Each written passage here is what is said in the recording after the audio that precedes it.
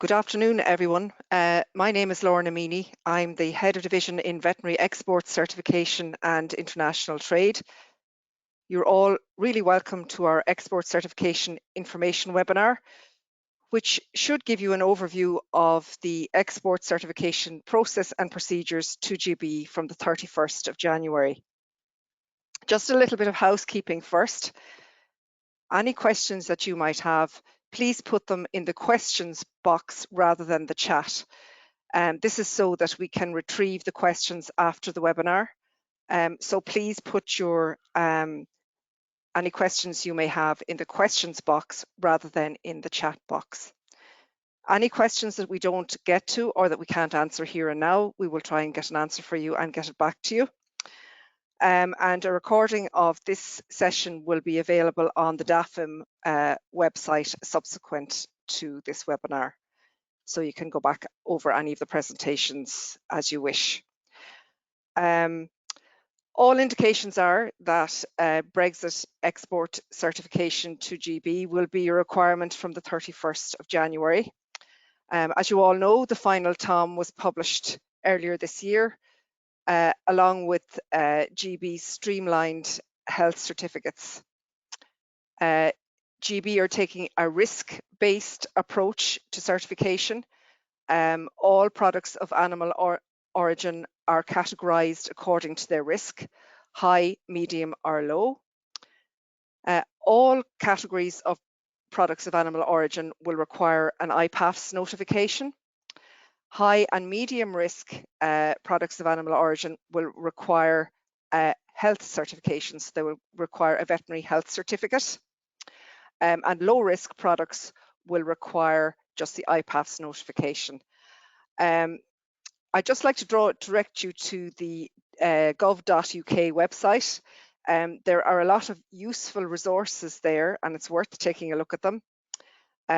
They have published their risk categories on this website.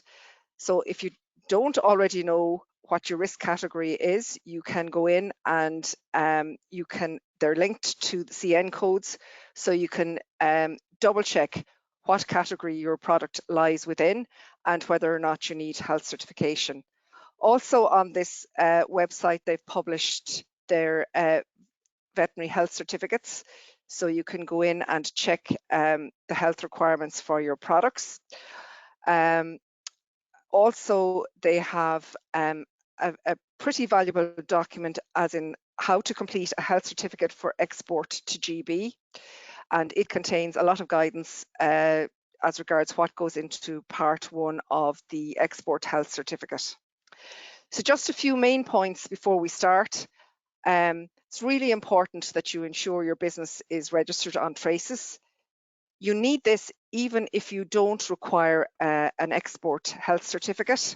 GB are going to use the list from traces to establish whether your business is in a position to export in the first place to GB. So regardless of whether your product is high, medium or low risk, you need to have your business registered on traces. Then if you need to use traces to raise a health certificate, you need to ensure that you have sufficient users validated against your business to enable you to raise the Part 1 traces application in a timely fashion. And these users need to be adequately trained so they can do they can raise the cert in a timely fashion as well. We have training resources, training videos on our DAFM website, and we will also send you links to those at the end of this webinar. They basically outline how to register your business on traces, how to validate operators or users in relation to your business, and training on how to fill in part 1 of the export health certificate. If you haven't already done so at this stage, I would really advise you to engage with your local supervising inspector to refine the certification process as it applies to you. This is to ensure you have all the necessary procedures in place to support certification, that you have all the necessary backup documentation that may be required to allow certification of your product in the first instance. Also, it's important that you discuss your certification demand with your local officer, and in as far as possible, it is really important that certification is largely within department core business hours, and Tony Devlin will get into more detail on this later. So without further ado, I think we'll start on our presentations. To start off, we will have a presentation from Micheál Moran, Superintending Veterinary Inspector, and he will give us an overview of the requirements for the certification of products of animal of origin to GB. Next, we have a presentation from Tony Devlin, who will give us an idea of how the certification process will work operationally. Micheál Cuddihy, Superintending Veterinary Inspector, will give us a review of how to fill in the first part of the export health certificate on traces and some tips on that. Tom Kennedy, Superintending Veterinary Inspector, will give us an overview of what accompanying documents will be required to support certification and how to submit same.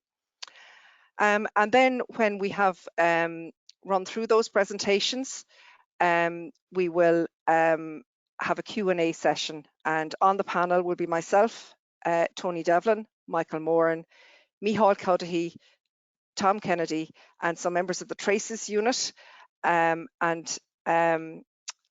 we will endeavour to answer the questions that you have posed in the questions box. Application has been made for CVE credits to the VCI for any vets who are attending this webinar. So I will hand you over to Micheál Moran now, who is going to start his presentation on the requirements for the certification of products of animal origin to GB. Thank you, Micheál. Thanks, Lorna. I just have to make sure I have the right screen selected. Can you see my screen? Yes, Micheál, all good. Okay, good, because I have two screens in front of me. Thanks very much.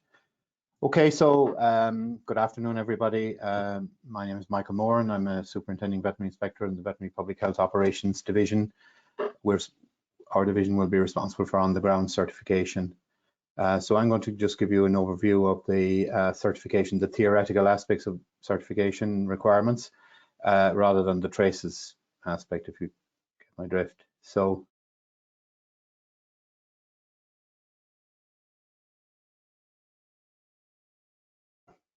okay.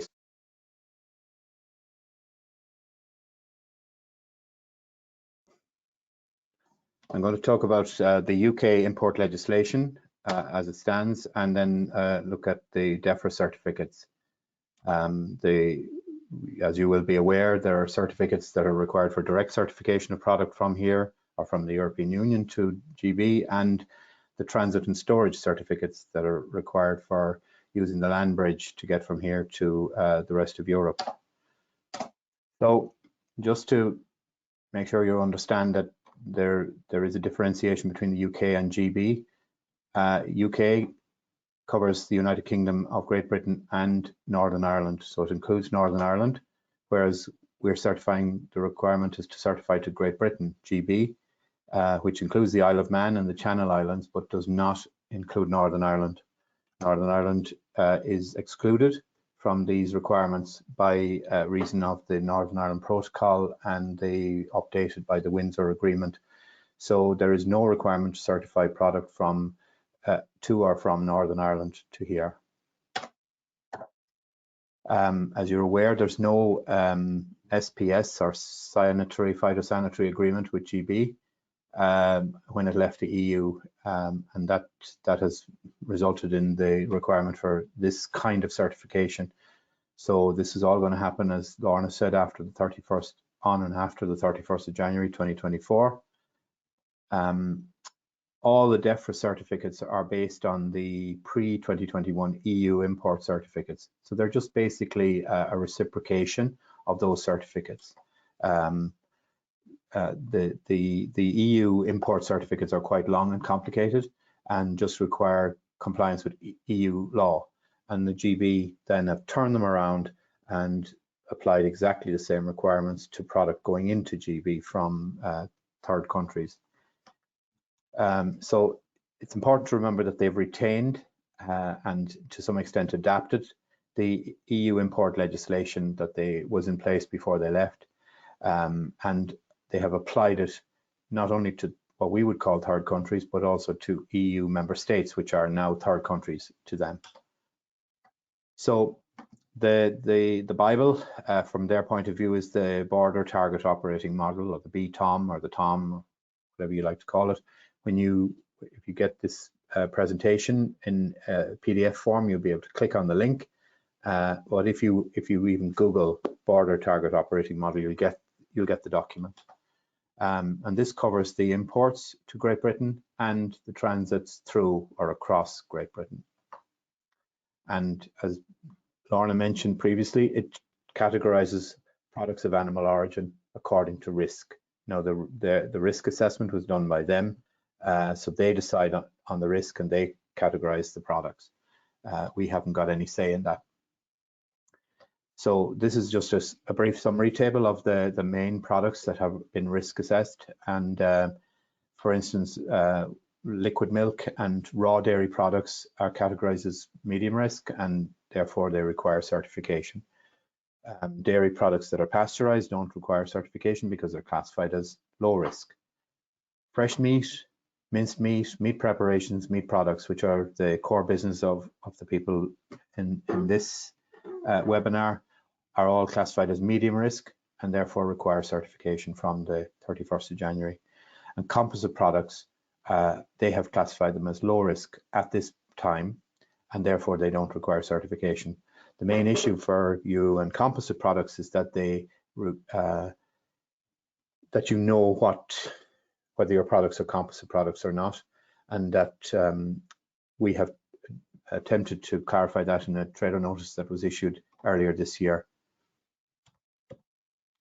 So the UK import legislation is all based on EU legislation, as I've said, and therefore we consider compliance with EU regulations, which is what we do every day, more or less satisfies the UK import requirements in terms of public health, that means food safety, animal welfare, and animal health.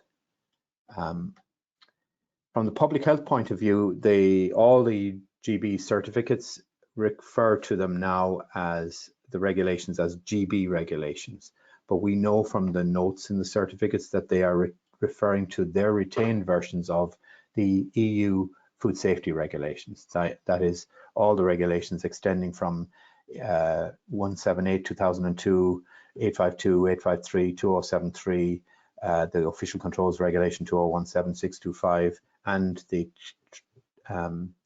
animal byproducts and TSE regulations 999/2001. So all those regulations are referred to, and they are pretty much like more or less the same now as they were then. In terms of animal welfare, they refer to GB animal welfare requirements, and here they are referring to Regulation 1099/2009, which is exactly the same as it was when they left. They don't refer to any other animal welfare legislation, but we would assume that they're implying compliance with transport regulations and other animal welfare regulations.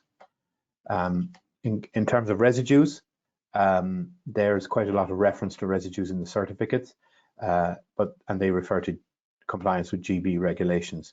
But we know what they mean is their retained version of Directive 96/23, and Directive 96/23 has now been updated in EU regulations under the official controls regulation, but the text and the meaning is more or less the same. The GB also referred to residue plan approval lists for both EU member states and third countries.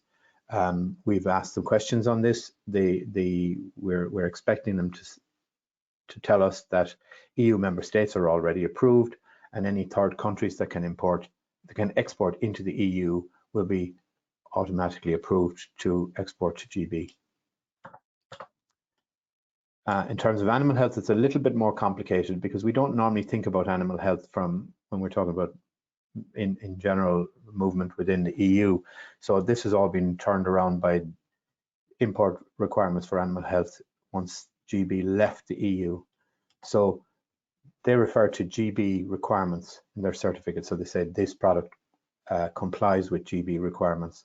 And what they mean is a barrage of regulations associated with animal health and different types of products. So they talk about regulation 206/2010 for ungulates, that are the hooved animals, 798/2008 for poultry, 2000/572 for meat preparations, and 2007/777 for meat products. So all of those regulations have been replaced in the EU pretty much under the new animal health law, but they still are retained by GB, and the text and the meaning is pretty much the same as it was when transcribed from those into the new regulations. So basically compliance as we are now is going to comply with these. There's two then that relate to composite products, which I'm not going to go into because the composite products don't require certification. So we'll go into a little bit more detail on regulation 206/2010. This applies to all imports into GB from the EU and third countries of fresh meat, beef, pork, lamb, equine, farmed and wild ruminants, and minced meat from the same species. So, and the animal health attestations refer to rinderpest, foot and mouth disease, African swine fever, classical swine fever, and swine vesicular disease. They do not refer to, as was mentioned at a meeting this morning, to blue tongue. That's not covered by these regulations. And it lists the EU and third countries and the restrictions relating to each, if there happen to be any localized restrictions or national restrictions on those diseases that might interfere with the certification of fresh meat from those countries. So for instance, if you click on the links in the regulations to, in the certificates to regulation 206/2010, it will tell you that Ireland is only one division in the country. It's IE0. It's whole country, and you can use the certificates for bovine, ovine, porcine, equine, and all of those other species directly without any interference from localized controls. In the case where controls might come in associated with any kind of animal disease, they have certificates that cater for this, versions of the certificates with supplementary guarantees. And their supplementary guarantees are listed from A to L. I'm not going to go into them in detail, but some of them deal with classical swine fever, some of them deal with tuberculosis, some of them deal with controlled housing for trichinosis. But none of them apply to Ireland at the moment. You'll be glad to know. 798/2008 then deals specifically with poultry meat, going from the EU and third countries to GB. It excludes minced poultry meat. So the certificate for poultry does not include minced poultry meat. So that's an issue that hasn't been resolved. It has animal health attestations relating to territories or compartments being free from highly pathogenic avian influenza, which is, a problematic avian disease in Ireland sometimes, not at the moment, and throughout Europe, and Newcastle disease, which is the other one. There are no other poultry diseases referred to in this regulation. It demands that there be no vaccination for. And then again, like the previous regulation, it lists EU and third countries and the restrictions relating to each. One of the points to remember here is that, and we have questioned this with the GB authorities, is that Ireland is listed as a country with two compartments. The IE0 compartment there is no certification permitted from that. So it has two compartments in their regulation, IE1 and IE2. IE1 being the whole country excluding IE2.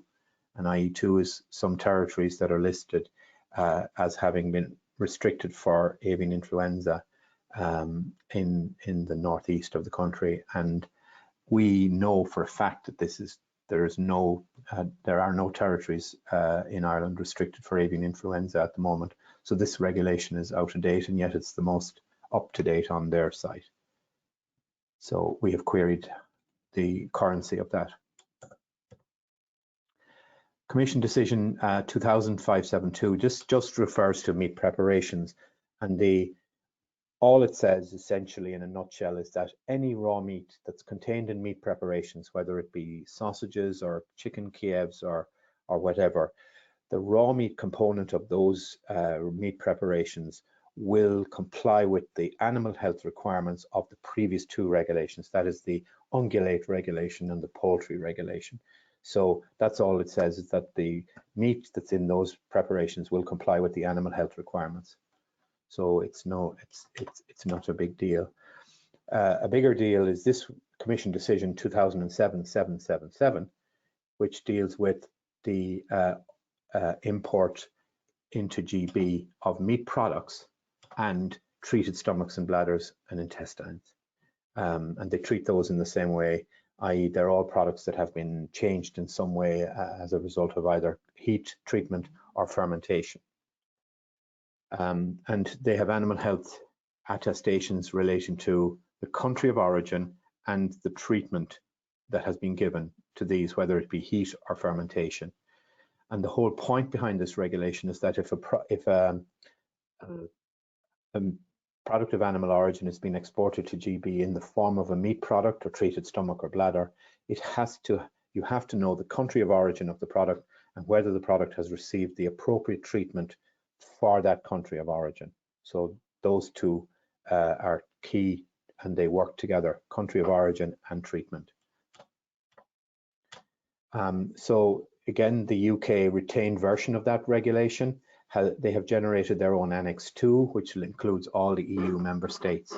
And it starts off with Austria. And again, Austria is divided up into regions, AT1 and AT2, and Belgium is divided up as well. And also you'll see later on is Ireland. Meat products and treated stomachs and bladders destined for the GB must have come from an EU or third country approved to export to GB and have undergone treatment appropriate to the species and country of origin. So we verify this by checks on import, if it's an imported product, by checks on the import certificate and the CHED. And products imported into the EU can be directly re-exported to GB or exported to GB after further processing. So the types of combinations of events that can occur are many. So it's not just a simple matter of product coming into Ireland raw, being processed here and going to GB as a meat product. It could already come in processed, in which case it's just being repackaged or whatever and sent to GB. So, but either way, it must comply with this regulation regarding the country of origin and the treatment. So the treatment specified on the GB certificate must be one that applies to the species and country of origin. So these are the treatments. There's treatment A is non-specific treatment. That's whatever treatment you normally do with your product to turn it into a meat product. So it could be just heat treatment or fermentation or curing. So that's basically a non-specific treatment. And that applies to most countries where there are no animal health restrictions. But there are other treatments then, B, C, D, E, and F, that require additional heat or fermentation time to kill the possible sources of animal health viruses that can get from one country to another. So as I said, treatment A is non-specific treatment. It's whatever turns it into a meat product. Meat products manufactured here from raw meat imported from third countries must comply with, as I said, the animal health requirements appropriate to the species and third country and the treatment. And this is an example that is useful to use. If an FBO imports, for instance, raw chicken from Brazil, the raw chicken, if it's going to be exported to GB as a meat product, must undergo treatment D before it can be exported, because that's what the regulation says. And I'll just show you how the regulation comes up with that. So the tables in the regulation consist of loads of countries, the EU member states, and a list of third countries as well. So if we look for Brazil, which is BR in this row, and we look for poultry in this column, and where those two intersect is circled here in the center, treatment D. So that's the only treatment that's acceptable for poultry meat being turned into a meat product and exported to GB. And treatment D, as an example, is either, if it's a heat treatment, it's a minimum temperature of 70 degrees, which must be reached throughout the stomach, throughout the meat or stomach, bladder, intestine during the processing, or it must be a fermentation that's and maturation of not less than 9 months, resulting in a water activity of not more than 0.93 and a pH of not more than 6. So it can be either fermentation or heat treatment. So again, the UK updates this regulation regularly, but like I mentioned about the poultry regulation, this one also divides Ireland into 3 regions, or three areas. Like the IE0 is the whole country, but then the 2 subdivisions of that are the whole country minus IE2. And IE2 is a section of the northeast that has been, in their regulation, has been is under control for avian influenza, which we know is out of date. So again, they have listed Ireland as requiring the following treatments. They're saying in this regulation that there is no certificate for the whole country. In other words, we have to subdivide the country into 2 sections. So IE1 is the area without IE2. Treatment A, that's non-specific treatment, is fine there. But for IE2, any product coming from the controlled areas requires treatment D, just like poultry from Brazil. And we've asked them about this, as I say, and hopefully they will come back and tell us that either they will update the regulation more their list more frequently, or tell us to ignore it. All products, all certificates are published on the DEFRA website. So you don't have to go far. This link will be live if you get this presentation in a PDF format. Or you can just look up the DEFRA website on Google and you'll find them. So the page for products of animal origin is there, and starts in alphabetical order with bovine meat and works its way down at the bottom of that page are meat products. So if we just look, for example, at the meat product certificate, sorry, the bovine fresh meat certificate, if you click on that, you get options. One is the revision history of the certificate. If you scroll down through it, you get the bovine meat from non-EU countries and bovine meat from EU member states. The current bovine meat certificate is GBHC 300, and if you scroll down further, you'll get the transit certificate as well. So the most important certificates from our point of view in veterinary public health are the beef and minced beef, the sheep meat and minced sheep meat, pork and minced pork, the poultry meat that does not permit mince, meat preparations, meat products, casings, wild game. And if there are other certificates that we need, you know, hopefully they will anyone we need will be up on traces when we need them. So all certificates have a direct version and a transit and storage version. And again, the transit and storage versions only cover the animal health requirements. So they're a simpler certificate in the sense that they don't require compliance with the food, or they don't request certification of the food safety aspects. They're only interested in the animal health aspects.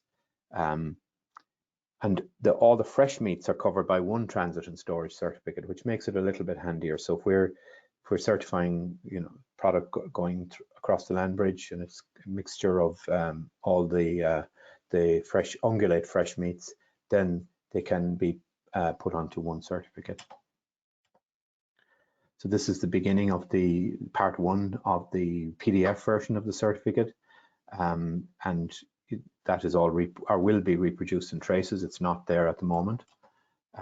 Part 2 then starts with the public health certification aspects, and the transit certificate then is very short. As you can see, it just has the animal health requirements, but it does cross-reference all the certificates, the fresh meat ones, so that if our veterinary inspector is certifying product on a transit certificate, they have to know the attestations on the original animal health direct certificates, because they're just referred to here, they're not restated. So just remember that the UK requirements are mainly based on EU requirements, EU regulations from pre-2021. That is the date that they left the EU on public health, animal welfare and animal health. The animal health requirements are the most complicated and require you to consider where animals or raw materials come from in terms of their origin. And again, Micheál will tell you later, be sure you select the correct certificate for the product you're exporting. And the way you select certificates is usually by CN codes. So thank you very much for your attention, and we can take questions at the end through the question panel. Thank you.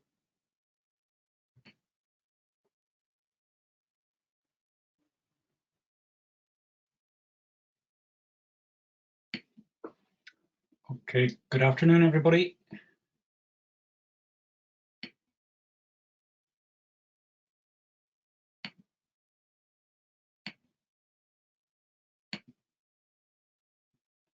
Okay, so my name is Tony Devlin. I'm the head of the Veterinary Public Health Operations Division, and I'm just going to go through the process flow and give you an overview of the process flow for the certification of meat-to-meat products to GB.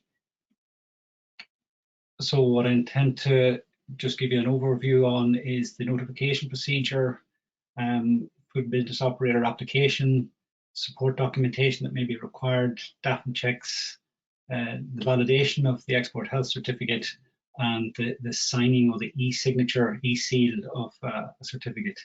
So other colleagues will elaborate on some of the points that I will raise here, but I'll give you an overview that hopefully will be helpful to you. So we're looking at the certification windows, and we're requesting that a certification schedule would be submitted maybe the week prior to the export health certificate requirement. That's probably more important in relation to what we call satellite plants, where we don't have a permanent staff or veterinary presence. So it's enabled us to assign resources and know what demands are rising maybe in the following week, so we can have people available to carry out the certification process.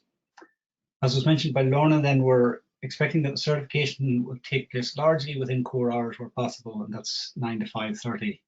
And we're saying if businesses aren't able to do that, if there's some compelling reason why their business process doesn't allow that, and they've made every effort to do that, they can make a case for out of our certification, and that case can be submitted to the local veterinary staff and Brexit unit, and we'll consider the options then that might be available for that. So we'll have limited resources after 5:30 and up until possibly 10 o'clock at night. No certification before 7:30 AM or after 10 PM. And weekends, there may be a limited service on Saturday morning. So outside the core hours, we will endeavour to facilitate if necessary, but that a case has to be made for that, and we'll review that on a case-by-case basis. So the submission of the completed Part 1 traces with all the required support and documentation at least 12 to 24 hours in advance of the certification requirement will, we hope, reduce the need for out-of-hours certification. So if we have all the documentation that we need, then the only check that might be required will be a physical check at loading, but a lot of the hard work will already have been done. So again, we're asking that businesses engage locally, and they'll be able to assess what advance notice might be required. And certainly the more notice we have, the easier it will be to respond to the demands. So we've heard about the submission of Part 1 on traces, Part 1 of the traces application. So if you're not familiar with the traces system, then you should engage with the traces unit and look at the traces videos that are available. Lorna mentioned those earlier. So, and if you have any particular queries, you can address them to our traces unit within Devlin. That's traces@agriculture.gov.ie. And that could be for access and registration details, to know what the relevant local authority units are, and Micheál will go into that in a little bit more detail shortly. You must know the correct certificate for the product and the CN code that is required for the products that you are exporting. And you must ensure that any agents associated with your business are registered as users, validated users on the traces system. So all that can be done in advance and in preparation for the deadlines. So the application process, you'll need to log on to Traces, say select the appropriate health certificate for the product that you're exporting, based on the EU definition of the commodity and CN code. There's certain mandatory fields in Part 1 that must be completed to enable you to submit that application, and it's submitted then to the local authority unit. Again, as I say, Micheál will go into that in a little bit more detail. So when you log into the Traces system, you'll be brought to a page like this, and you can see there on the left-hand side, highlighted in blue, is EU export. So it's an EU export health certificate that we're looking for animals and animal products. So it's going from the EU to GB. You then click on the little green box on the right, plus new EU export. So when you click on that box, you'll be brought into the next field. And here's where you select the health certificate that you require. So all the certificates that are available will be there. And depending on the product that you wish to export, then you select that by clicking on the relevant box. So if there's a plus there, it means there's other options available. And then when you select the particular one that you want, you just click done. So again, Micheál will go into that in a little bit more detail. Just to highlight, there are some mandatory fields, and these are asterisked, little red asterisks on them on the certificate. So you must have an entry in there. Otherwise, you won't be able to submit the certificate for further processing. So after you've completed the mandatory fields, you may upload a certain amount of support documentation the inspectors will need to refer to in carrying out their review, health checks and certification checks. So this might be the CHED, the Common Health Entry Document, might be a CMR, might be traceability documentation, or a third country export health certificate. These documents may also be emailed directly to your contact point, whether that's a VI or an SAO or a generic email inbox. You arrange that locally with the DAF inspectorates. There's limited space for any one document on the Traces system, but it will take multiple documents. So that's why we're suggesting that the documents might be better emailed to accompany the request for the certification. So I'm just going to go through a little bit on the sealing. Box I-19 on the Traces system. I think it's a slightly different box number on the model certs that are on the Gov website. So I presume UK will correct that. But really, it's the box that refers to the seal or the container number. It's not a mandatory field, and a seal number can only be entered there if sealing takes place under official supervision. So, and it's only required if mandated by the export health certificate, and some high-risk animal byproducts do require sealing to take place. So it shouldn't apply to the consignments that we're dealing with. So in general, that box will be left blank. You will hear sealing is required for transit loads, and this is an FBO seal, as we call it, and that should be recorded on the commercial document. And probably also be required on the IPAS notification. So that's not an official seal. It's not done under official supervision and isn't entered on the seal container number field. There will have to be a link between the consignment and the export health certificate. Batch numbers are normally recorded on CMRs or associated documentation that will fulfill this requirement. And that we can reference that CMR on the Part 1 application in box I.2.2.A, and one of my colleagues will go into that in a little bit more detail later. The GB guidance note states that batch numbers may also be recorded in box I-18 description of the commodity, so they can be typed in there as well. So veterinary support certificates, I suppose as Michael mentioned earlier, compliance with EU regulations satisfies the GB import requirements. So product bearing an oval mark will not require a veterinary support certificate, and this will apply to product that may have come from another member state or from, in Ireland, a local authority plant. So product imported from a third country, and remember GB is now a third country, will have a CHED and a veterinary export health certificate accompanying that consignment when it's imported into the EU or into Ireland. So inspectors may need to review that documentation for slaughter or production dates to enable certification, as those that information may be required for the certificate that they will be signing to export product back to GB. If the transport details, final transport details are not known, for instance, you're using the groupage model, then groupage may be entered in that field, so in the transport field.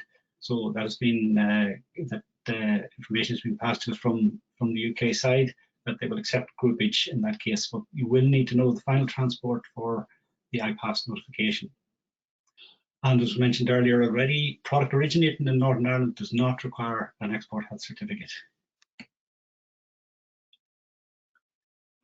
So in relation to completion of the boxes, you review the information that has been entered, and you may then save it as a draft or submit it for certification. For instance, if you know the product that's going to be, you're going to require export certificates for in a couple of days' time, you can prepare all the part one and save it as a draft ready for submission subsequently. When you press the button submit for certification, it is now available for view by the DAFM or official inspectors. Changes are still possible at this stage until the certificate is moved to in progress. So once the DAFM inspectors begin to review the certificate, the application, they can move it to in progress. At that stage, it will be locked from any further changes by yourselves, and it means that we're working with it on our side.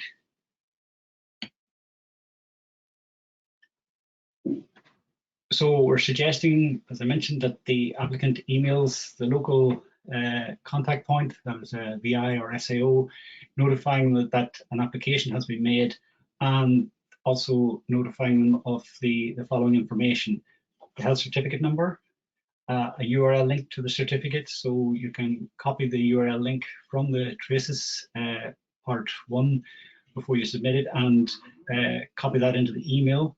So that will allow the DAFM inspector to click on that link and bring them directly into the certificate that you're applying for. We also recommend that you note the place of dispatch, include supporting documentation that has been agreed locally, and the expected date and time of departure. That's so as we know when the deadline, I suppose, for when you need this certificate. So if we have the expected date and time of departure, it enables us to understand when you actually require the certificate, if you've done it in advance. So if you wish to find a health certificate, you may have multiple certificates requests ongoing at the particular time. You can search again using the URL link submitted. You can search using the traces number, or you can go in and filter by your business and date range. And you will have access to all the certificates in your local authority unit, so that you're part of. And again, as I mentioned, Micheál will explain that in a little bit more detail.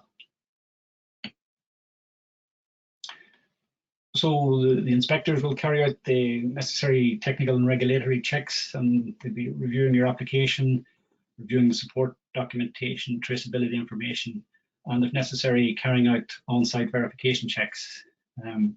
The veterinary inspector will then complete the attestations, and that's mentioned by Michael earlier. There's certain information that they will require to be able to do that. And if necessary, physical and identity checks will also be carried out. So then it comes to a decision on the certificate. So the veterinary inspector may then sign the certificate electronically using the e-seal. and GB have confirmed that an electronically signed certificate will be accepted. So there's no requirement for a hard copy. So that's why we're using the Traces system, because it facilitates the e-seal, and that it means there's no requirement for what we call a wet cert or a hard copy certificate.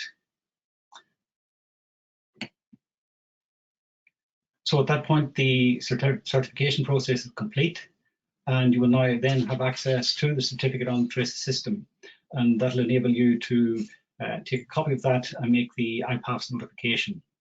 You can also arrange that when the certificate is signed off electronically, that an email notification issues from the Traces system to you, so you're aware that the certificate has been signed. So thank you very much. That's an overview of the process. So hopefully that'll give you an outline of how we see things working from start to finish. As I say, colleagues will go into a little bit more detail on some of those points, and then we can take some questions. Thank you.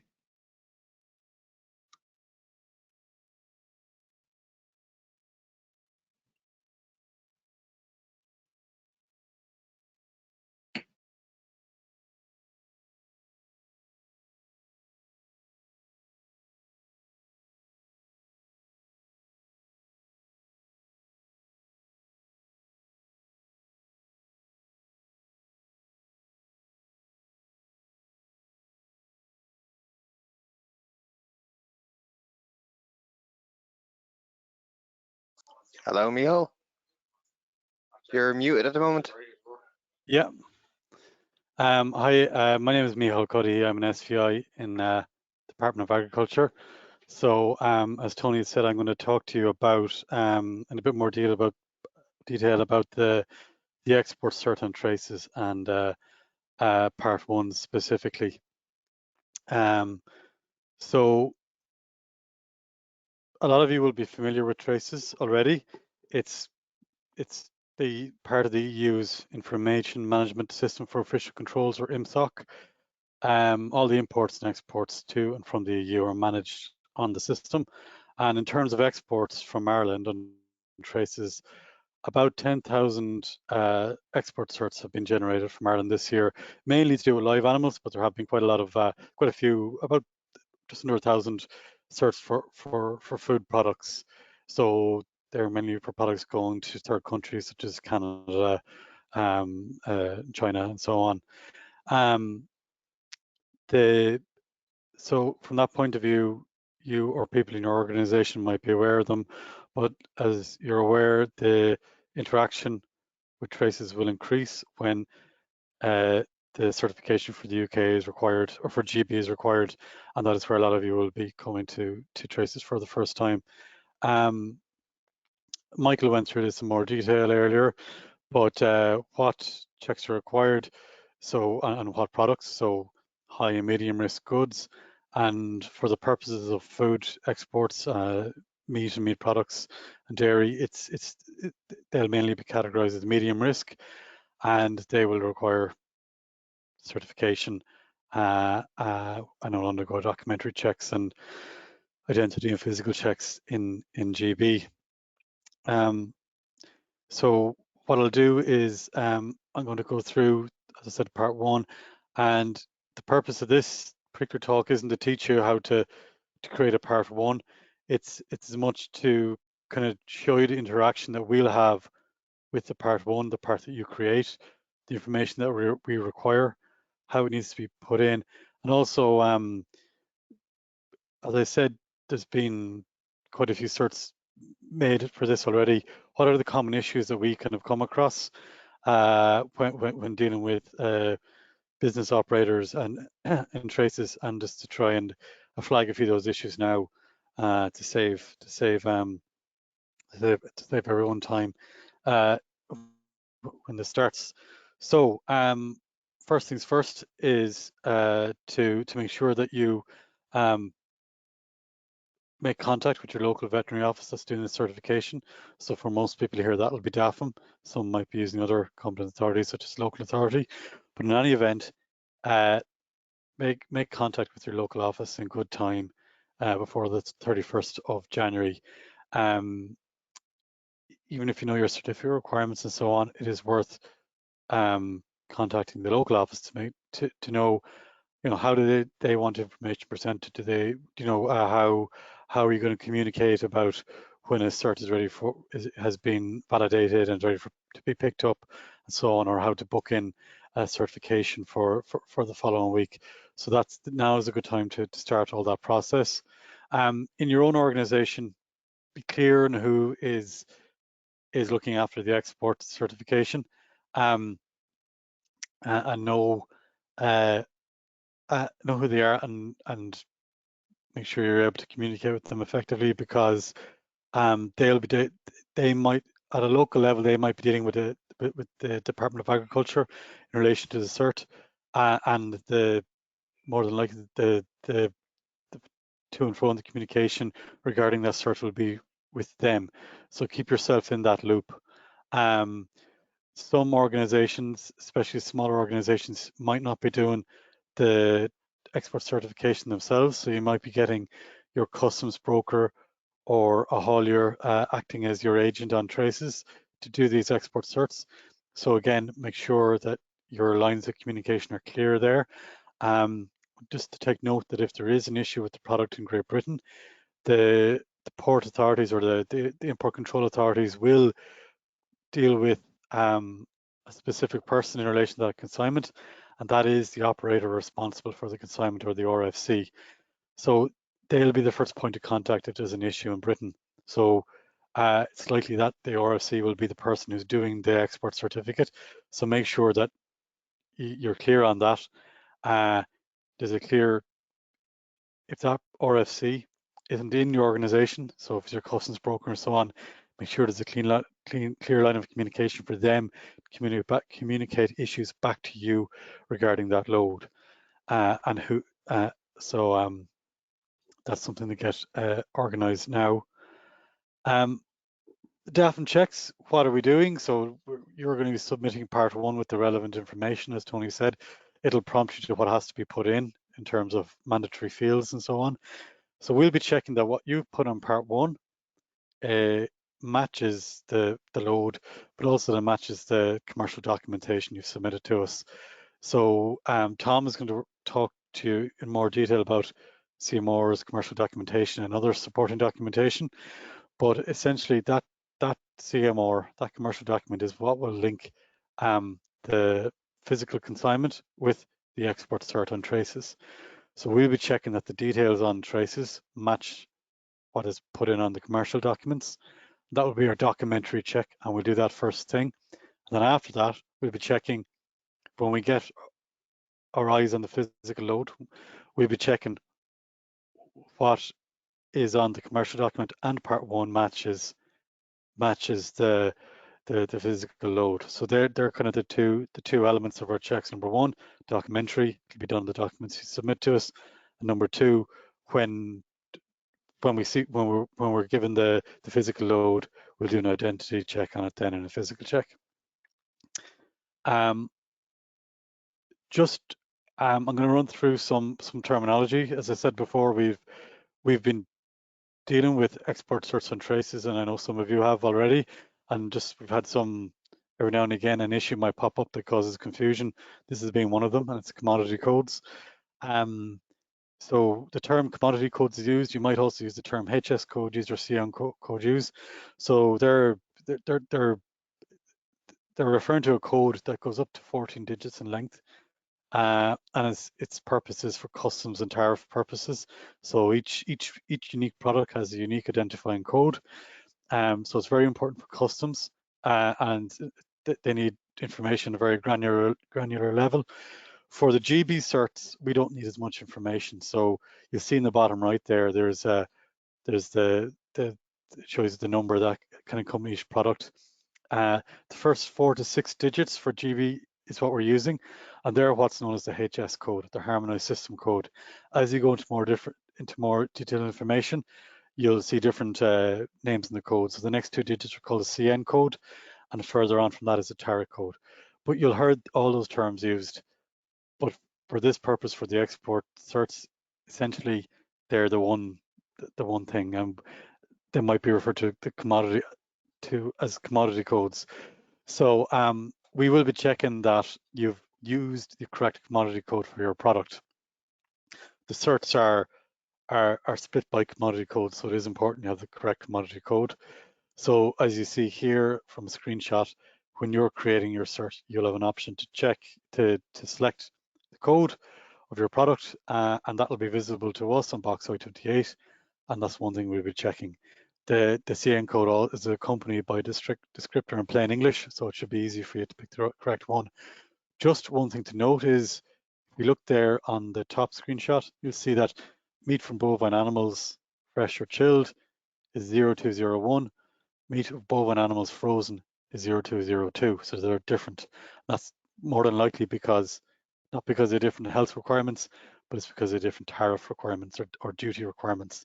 That's why they have different codes there.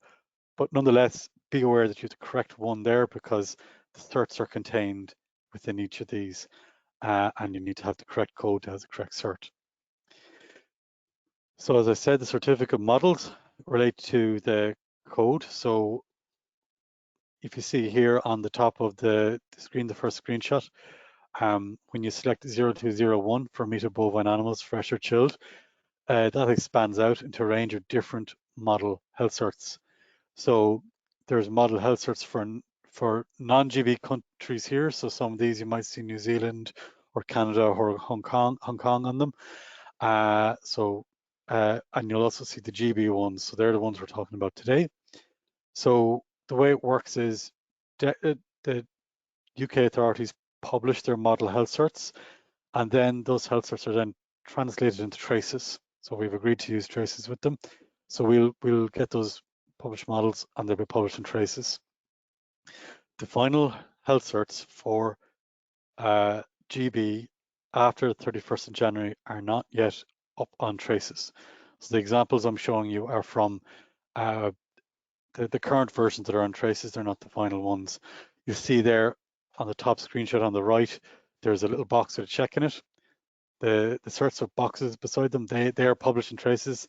And if you look up above, say for example, the first one, GB fresh meat minced, GBH C300, that's not published yet. It's there as a placeholder in traces, but it's not published yet. That is the final cert for post 31st of January for traces. So anyway, the description of the health cert is there in plain English. So again, you select the correct health cert, and that's something we'll be checking in box I28 on the certificate.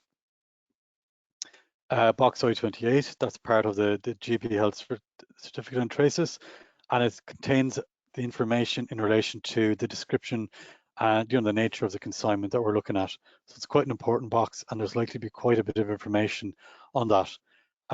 You'll see here there is the red asterisk is there in certain fields. As I mentioned just before, this is the current version. The version post 31st of January will have some more red asterisks in this box. The slaughterhouse, cutting plant and cold store will be required, so you need to input all that information. So a question from last week's webinar, one of the questions was, what happens if the product I have contains meat from more than one place? So it'll have more than one slaughter plant. You can input more than one slaughter plant in your product. So if you look there in the box that has slaughter plant, you'll see I have DAFM test only put in as it's kind of it's a test we use on traces in DAFM. You see a little plus sign. If you click that plus sign, you can add in another establishment. If your establishments are ones you commonly use or buy from, you'll be able to save them as a favorite. So that makes it even quicker. You click plus and you'll be able to select from your list of favorite slaughterhouses or cutting plants which ones are relevant for this product. That will need to match what's on the CMR. So that information will need to be on the CMR for the DAFM staff member to check, and so it needs to be on both, and would encourage you to make that CMR as clear as possible, containing just the relevant information in order for the DAFM staff to be able to carry out these checks as quickly as possible. You'll also be required to put in the package count and the weight, and I mention that because you're also required to put in package count, also the package type, which as you can see is in this case is a box, and the weight. Make sure you can select the correct unit, so you can choose between grams or kilograms, and in almost all cases it'll be kilograms. So just make sure that that is correct. As I mentioned, the mandatory fields are denoted by the asterisk, and for most of those fields, what you'll be selecting from a drop-down. So traces does minimize the amount of free text you put in, which is a good thing. It makes it easier and more standardized. So for example, treatment type, you'll be able to select from the treatments available. And that's another reason why you need to have the correct cert, because those treatment types and so on are related to the type of cert. Again, as I said earlier, you need to select the correct package type, and again, that's a drop-down, and the correct weight, and that's a drop-down too. As I said, the final versions of the GB certs for transit and for export to GB have not been published in traces. They will be in advance of 31st of January, but the models, so the models of those certs are published on the UK's government's website with a link which is there. The link is live on the electronic version of this that we sent out, but you can also Google GB model health certs and you'll be able to get that information. So they have PDFs of their certs and guidance notes on how to fill them.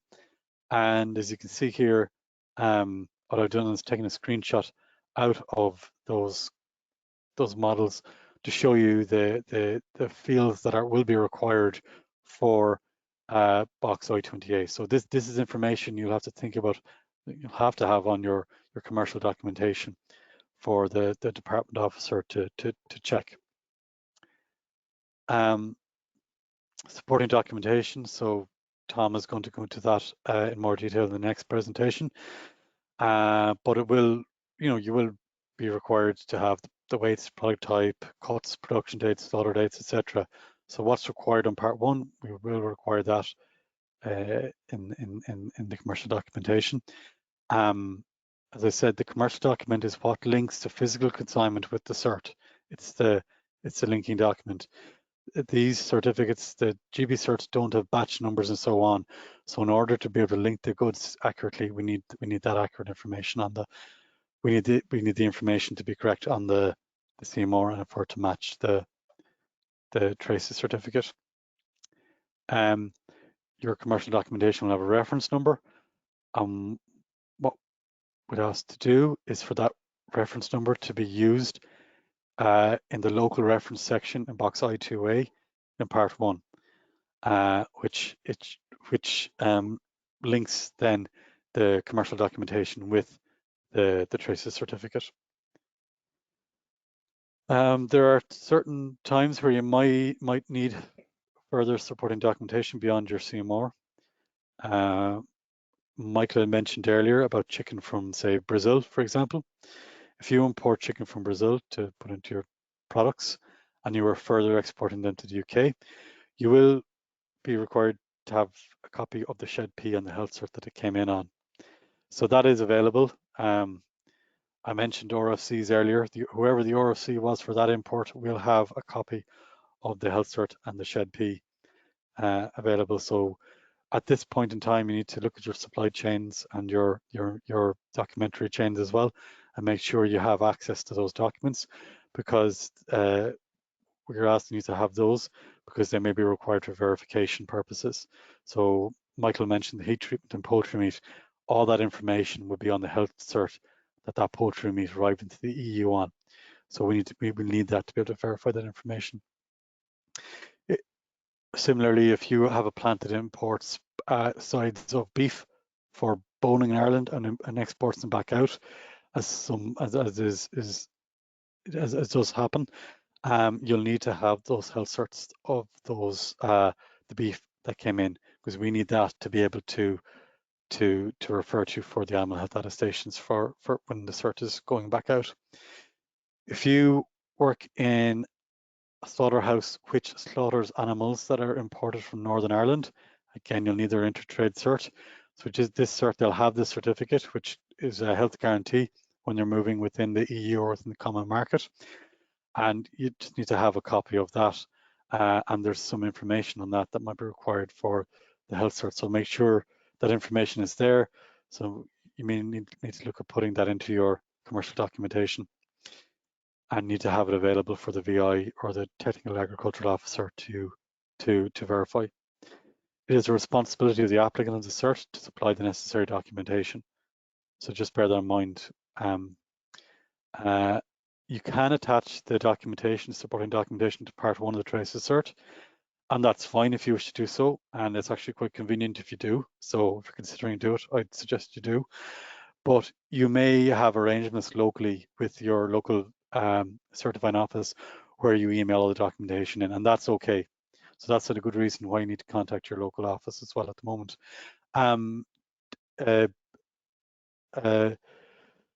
The thing to say about that is there's a file size limit on traces. So if you go above that, you'll get an error message. So it's 2 megabytes. So make sure your scans and so on are below that size. And documents do disappear off traces after a few months to keep the servers from overfilling with data. So you'll submit part 1. We do the documentary check, checking those fields. Once we're satisfied with that, we will save it to in progress, or we'll go ahead and validate it. Once it's saved in progress, you as the applicant can no longer make any more changes to that. If we get part 1 and we're not satisfied with something, or we need further information and changes needs to be made to part 1 of the document, we will ask you to do that. We won't make the change ourselves. So for example, if you put in 100 kilos and it was 1,000 kilos going, we'll ask you to make that change. If an issue arises in part 1 after we've put it in progress, you won't be able to make that change. But what will happen in that situation is we will reject the part 1 in progress and ask you to redo it and put in the change at that stage. Fortunately, it's very easy and very quick to do that. So every single cert that's ever made in traces will stay in traces, apart from a draft that you don't sign, but they stay there with a certain status. So it might be new, might be in progress, might be validated, or it could be rejected, cancelled, or deleted. So you'll be able to see them. So if we rejected it at in progress, you can still search for that certificate. You can find it as a rejected, and you can just click the button, copy as new. You don't even have to go into it. So it's 2 extra clicks. All the information on that cert will still be there, and you can just amend that information and resubmit it as a new cert. It doesn't take up any extra time really. There's just an example of the PDF version of the cert on traces.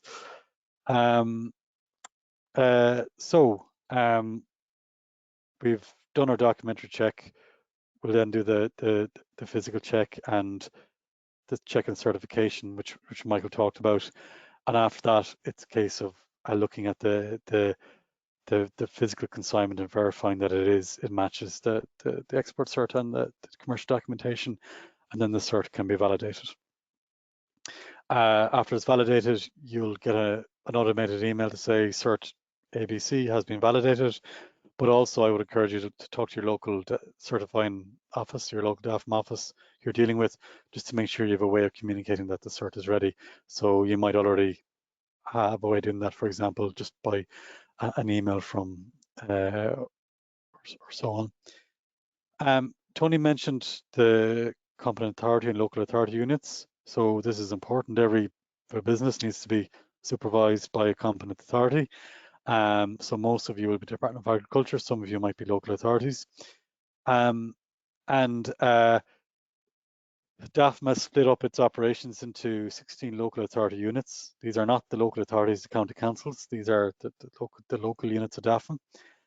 So this is important to us because our staff are assigned roles within each of these units, and you will be able to see all the certs that are relevant to your unit. You won't necessarily be able to see or certify certs outside of your unit. So if my unit is, for example, Castlebar in Mayo, and I'm based in Castlebar, I'll do all the certs for that region. I can see them all, but I wouldn't be able to see a cert that was popped up for a business in Dublin.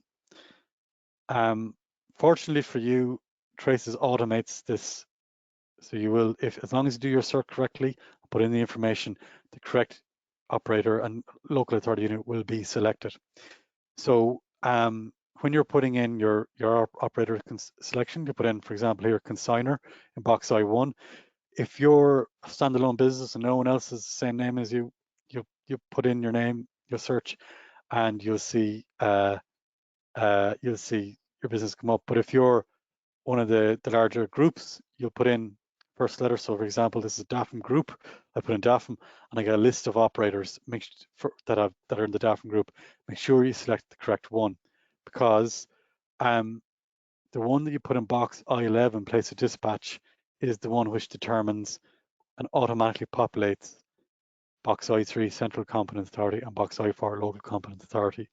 So you just need to make sure you put in the correct information for consignee, country of origin, and critically place of dispatch.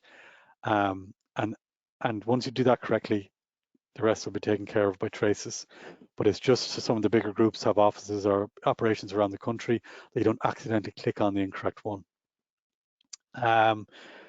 Just in relation to traces, there is some functionality in there that you know, I would encourage you to go in. If you haven't used it before, use it. Have a go of putting in a draft certificate. If you don't save it, it doesn't go in the system. So have a go putting in the operators and so on. Make sure you're able to select them all correctly, that there's nothing happening that's not expected. Yeah, so you can also make sure you're signed up for the correct updates. So you can go into your account and you can select which notifications you want to get down there. So for example, down there I've selected EU export, rejected and validated.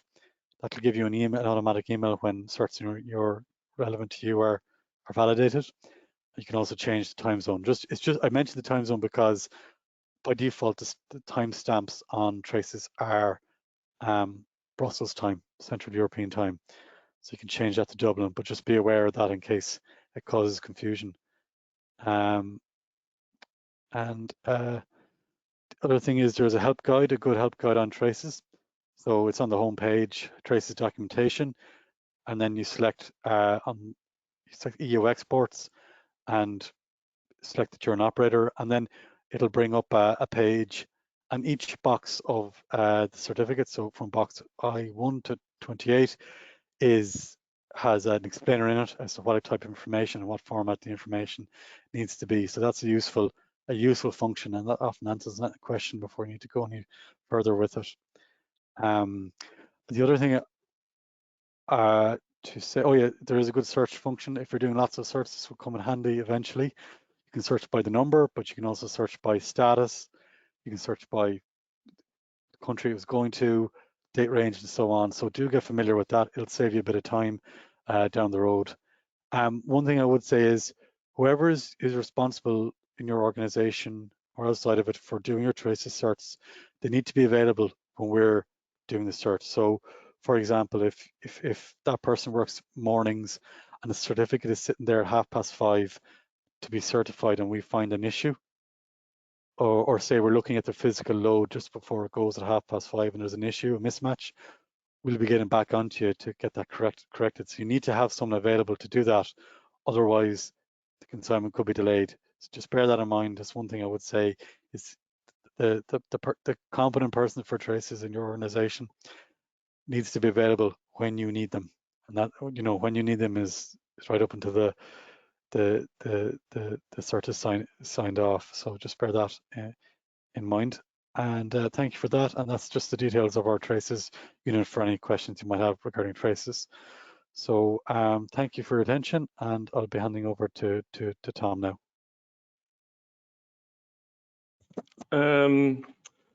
Good afternoon, everybody. I just want to give a presentation on accompanying documents that will be needed to support the certification process and to enhance the security of the certification process. Sorry, just a bit.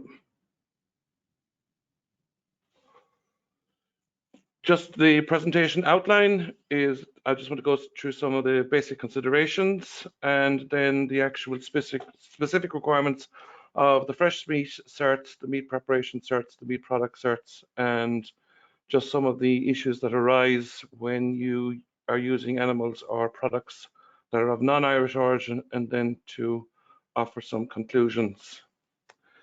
The certification requirements, Tony has outlined this earlier, that we would like to be advised to your local office, a week in advance. This is so we can actually plan for resources. You may also wish to look at the speed that you can actually produce the required documentation and how quickly you can get this to your DAFM office. So this will actually maximize the amount of time that the department can do their actual checks, and will also shorten the time for you to get the cert returned to you. There will have to be an acceptance that there will be changes in the traceability and the supplier information that you have been getting heretofore from your suppliers, and that you have been offering to the department, so we can actually certify the product. And the country of origin is, it's critical, because we will need this to certify the animal health attestations, as in freedom from certain and specific diseases. Just some cautions. What you're going to hear today is it's not prescriptive, or it's not absolute in any way. It's more to establish some underlying principles and guidelines. The supporting information that you will be required to give is really something that would have to be agreed between yourselves, the FBO, and your certifying officer. The VI has to be satisfied with what they're actually certifying, and this will actually determine the amount and type of data that they will actually require from you. The supporting information accompanying documents will be uploaded in box I-17 on part 1 of the cert. There's no limit to the number of documents that you can actually upload, but there is caution that the maximum file size for each of the documents is just 2 megabytes. Tony has gone through the actual process and the operational flow, where the FBO completes part 1. The link and other information is sent in an email to the DAFM office.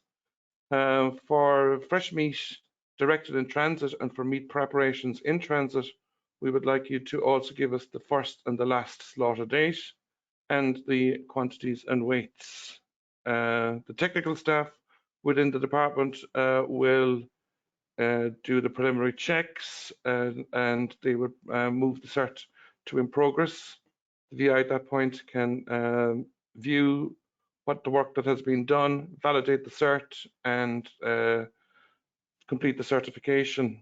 The FBO can view the status of their certificate at any time. However, if there are discrepancies or any corrections to be made, these will be returned to the FBO for correction. They will not be corrected by DAFM. So when we want to link the traces to the commercial document, because that's the link between the cert and the consignment. The certificate itself does not contain any specific product information like batch codes, batch numbers, product names. So we need to link the product with the certificate, and the commercial document is how we do that. Box 1.2.A is a non-mandatory field, but DAFM policy will be to make that a mandatory field, where the FBO will insert their commercial reference. That can be a shipment reference, trader reference, purchase order. It doesn't really matter what the actual reference is. This is an example of a live commercial document. It's garbled. Just the pertinent information is in the box that says sender's ref. This particular FBO has chose to put their reference in here, and if you just note the digits 417. This is the second FBO. They use similar, but they actually take a shipment number and they record it. And in this instance, if you take note, it's actually 467. So it doesn't really matter what the reference number is or how it's generated or what it actually means, as long as it appears both on the certificate and the commercial document. And it's this reference number is the starting point for traceability exercises to inform country of origin, slaughter dates, what slaughter cutting plants are involved, and the actual quantities that are being traded. So slaughter dates in the fresh meat cert is a requirement, and it's a where we actually have to insert the specific slaughter date or a date range in which the slaughter actually has taken place. So if you cast your mind back to a number of slides previously, we had that commercial document 417. This is the boxes that were in that consignment 417. And you can see on the highlighted column, we have actually the kill date, and we actually have 2 kill dates. Some of the product was slaughtered on the 31st of October, and some of the rest of it was slaughtered on the 1st of November. So it's, it's important that, your systems can generate these reports, so we can actually very quickly verify what the kill dates are of the animals that the meat is derived from. Gross weight and net weight of the consignment. Again, this is a live document from an FBO. Again, on the top left-hand corner, you can see 417 is the commercial reference. And they have actually given us then at the bottom, you can see what the gross and net weight of the consignments is. Again, you'll have to look at your systems and, establish what documents, what reports you can generate that will give the equivalent type of information. This is box I-28 of the fresh meat search, the identification of the commodities. And you can see the approval number of the abattoir and the approval number of the cutting plant is required. So again, we go back to our order 417, and we can see highlighted in blue, the meat was slaughtered in plant 456 and was cut in plant 456. But then part of the consignment highlighted in the pinkish color that was slaughtered in plant 123 and was deboned in 456. So we need to take that information and use it to complete I-28. So this is how it would, look like. Both horse being species, beef, deboned. The approval number of the abattoir 123 and 456. The approval number of the cutting plant was 456. The model cert isn't up on traces, so I have to use what's available on the gov.uk website. However, if you look at the lower half of the screen, you can see that you can add as many slaughter plants or indeed as many cutting plants as you so wish. So if you would pretend that the first one would have been plant 123 and the second one would have been plant 456. This is a live document again that another FBO produces. If you go back to an earlier screen, we had a reference from a CMR of 467, and this is the data from 467. And I think it's a very, very neat report in that in the blue circle, you can see it identifies the slaughter plants involved. In the red box, it identifies the cutting plant. In the green, we have our gross and our net weights. In the purple, we have our minimum slaughter date as in the first slaughter date and maximum slaughter date as in the last slaughter date.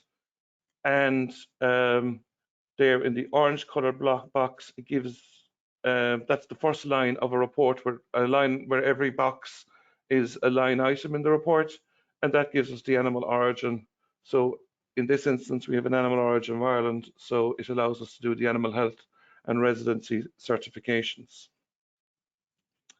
Moving on to meat preparations. If you consider your meat preparation plant, you have producing 2 types of sausage, a chicken sausage made from chicken thigh meat or chicken skin. Both of these products are coming from a cutting plant that's attached to a slaughterhouse. Now, just to be aware, you cannot always assume that the cutting plant is only cutting meat from its own attached slaughterhouse. So it is critical that the supplying cutting plant for your chicken sausages can give you the information of what the supplying slaughterhouse, who they actually are. And you will need to know what the slaughter dates are as well if the meat preparation is in transit. The pork sausage comes from a standalone cutting plant. Again, this is, one step back, would have been to the cutting plant, and that's all the information you would have been required to have heretofore. But again, for meats and transit, meat preps in transit, or for the final certificate, you will need to identify the slaughter plant and the slaughter dates if it's actually in transit. So again, this is what the cert looks like on the GB website. Again, you're consigning your two sausages. So you have your pork sausage will be on the first line, and on the second line is your chicken sausage. GB have informed us that the treatment type, they look for the date of minimal durability, and that's what's in their guidance documents at the moment. And the approval number, the abattoir, will have to be supplied to you from your supplier. So that may be information that you've not been getting heretofore that you will have to start or commence getting from now on. Also, in the product requirements part of the certificate, you're asked to identify what the species are and the origin of the species. So again, you may not know what the origin is heretofore, so that information will now have to be furnished to you. Now, very often, currently the case is that you do know that information for quality assurance schemes, etc. But if you haven't been getting it, it's something that you now will have to be getting. Again, meat preparations in transit. Again, here you're actually required to know the slaughter dates that the animals were slaughtered and processed on. So again, this is probably something you most likely not have been getting heretofore. So it's information that you will have to start getting. So essentially, in summary, is you will now have to be asking for more supplementary information from your supplier. These will be attached with the supplementary documents that will be coming in to your goods in reception.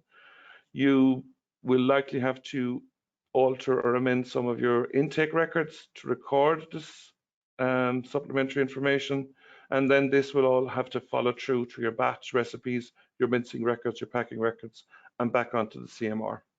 So in the case of meat preps, the abattoir identity, slaughter dates, and the origin. So if it hasn't been coming to you heretofore, it will have to come to you if you want to start to get your meat preps into the UK. Meat products, if you want to consider this chicken and ham luncheon roll, you're getting pork VL, pork fat, again from your cutting plant that's attached to the slaughterhouse. You're getting your bacon trim from a standalone meat product. So you're now another step down along the chain. You have left the slaughter plant, you've moved on to a cutting plant. You're now in a curing plant or a meat product plant. And you're getting chicken thigh meat from a cutting plant that's also attached to a slaughterhouse. And then you have your different other ingredients. So if you want to complete the identification of the commodities in the meat products certificate, this now is a product with 2 species in it. And Traces does allow you to select more than 1 species. The screenshot there on the bottom left is from Traces, and you can see in that instance we've actually selected 3 species. So you have your scrofa being the pig, the gallus being the chicken. It's a product. And then the approval number, the abattoir. I've put in 2 approval numbers here, 777133. We'll assume 777 is a porcine plant. That, because there's only 1 porcine plant identified, it would suggest to you that the slaughter plant that the cured bacon came from actually was the same slaughter plant that the pork trim came from. But, that's just, again, it's just that information that the cured bacon trim supplier will have to give to you that you haven't been getting before. Your manufacturing plant will be yourself, your cold store, maybe a cold store offsite. In this instance, you're packaging the wheat. You also then have to, on the cert, the species have to be identified and the treatment that has to be given. So Michael went through this, and in this instance, we have the poultry meat came from Brazil, for argument's sake, and that requires treatment D, as Michael indicated in his presentation, and we need to obviously put the origin of Brazil. Similarly with the pig meat, that would be just, you know, treatment A, because that's the treatment that you gave it to make your product, and that's of Irish origin. So again, it's exactly the same as the meat preps. Supplementary information will have to be got from your supplier that you may not have been getting before. Part of the document suite that comes with you with the commercial documents. Again, there may have to be a revamp or an amendment to what you record in your intake records, followed onto your batch recipe, your curing records, cooking records, slicing records, and onto your CMR. Again, we're talking about abattoir identities and the origin of where the actual meat came from. If you, Micheál mentioned about slaughtering of animals of non-Irish origin, this is quite important for signing the animal health and attestations and the residency requirements of the fresh meat and the mincemeat certificates. So these animals that are imported for slaughter, you know, we need to know where they have been resident, when they were imported into the country, and these dates will have to be recorded onto the export health cert. So again, if we were to go back to the traceability, we're back to the trader reference, shipment number, whatever you have decided to put into box 12A. In your own traceability records, they will link back to the product batch numbers that are part of that consignment and that trader reference. Those batch numbers then will lead back to bowling hall intakes. We have a number of carcass numbers into the bowling hall intake sheet. Classification sheet is what's going to link the tag number to the carcass number, and then the tag numbers will be indicated on the import animal health certificates. So there's a little bit of, you know, work involved in linking basically imported animals to the actual final certificate. So we can actually determine the residency of the animal and the attestations of the country where they came from for us to be in a position to sign the certificate. Where you're using product of non-Irish origin, if we go back to the chicken imported from Brazil, now that may be imported raw or as a meat product. However, to trade as a meat product to GB, chicken from Brazil must undergo treatment D prior to importation into Ireland, or if imported raw during your production process, that it undergoes treatment D. Now, I wouldn't get too hung up on the actual specifics of treatment D if you are a cooking establishment and your CCP and cooking CCP actually exceeds the requirement of what treatment D is, which is heat treatment to 70 degrees. And many of the meat product cooking establishments are cooking to a higher temperature to that, so it will be treatment D or higher. This is the Brazilian health certificate. This is what will come with that chicken. I know it's hard to read in that slide, but the part of it that's relevant I've highlighted in red text and is on the top half of the cert, where you can see it's chicken meat from Gallus Gallus. It's the meat product. It has undergone treatment D, so you can transcribe that data into the meat product cert, where you have your origin being Brazil and you of being Brazil, and you then can transcribe treatment D into column B. And when you're doing box I-28 in terms of the identification of the commodities, where you are required to insert the approval number, you can see the blue arrow is linking the slaughterhouse data from the Brazilian cert that will be inserted into the traces GB cert. So in terms of conclusion, and I think this is quite important, the VI, the FBO pairing, it's critical that you familiarize yourselves with the certificates that are applicable to your product and to your market. Are you going to be transiting to GB? Are you going to be final destinations into GB? And what are your products that you would want to get to each of those particular places?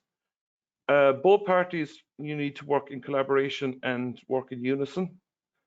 The certs should be parsed and analyzed and critically looked at for the content, so you can establish what accompanying information is required to guarantee the security of the certification process. Okay. When you have that established, you then will need to review and amend what information you currently have, what information you need, and to actually fill the gap to allow the VI have as much information as they actually need to allow the cert to be signed. All those, your findings, the necessary documents, we recommend that they're incorporated into a Brexit SOP. The responsibility to obtain and supply the accompanying information is the responsibility of the FBO. Incoming health certs, whether they're for live animals or product, are absolutely critically important, that you can actually, one, get your hands on them, and to retain them when the corresponding product is being sent to GB. Sheds do not always carry the required information, so that's why the health certs are your primary focus. And I would absolutely encourage FBOs and VIs to practice several dry runs with the different products and the different certs. And thank you for your attention.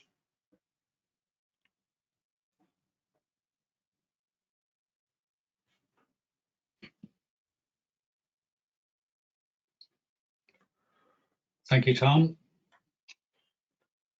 So we might just bring the other presenters back online for the moment, and we'll go through the questions that have come in and hopefully be able to answer some of the queries that have arisen. So one of the first questions that came in was in relation to the means of transport, and if a road vehicle is travelling by ship across, do details in relation to both have to be entered on the certificate? So Micheál, I might ask you to just give a response to that one if you don't mind. Yeah, that's okay. So the answer is yes, you can put the details of both in. So on box I-15, the means of transport, you have the option of adding more than one means of transport. So if it's a road vehicle, that's quite important to us to know if you know that. So put the vehicle details that are required in, and then you click add means of transport, and you can add the ferry in. And just to make you aware that when you're selecting, say, ferry, for example, when you put in the vessel ID, it will automatically bring up a list of IDs. So if it's Stena or Irish Ferries or whatever it might be, you'll be able to select the relevant ferry from that. So you put in both, and you have the facility to put in both on the cert. Thanks, Micheál. The next question is in relation to the wet cert. Does a wet cert have to accompany the consignment, understanding that there is e-certification? So our information is that there's no requirement. Lorna, can you confirm that, please?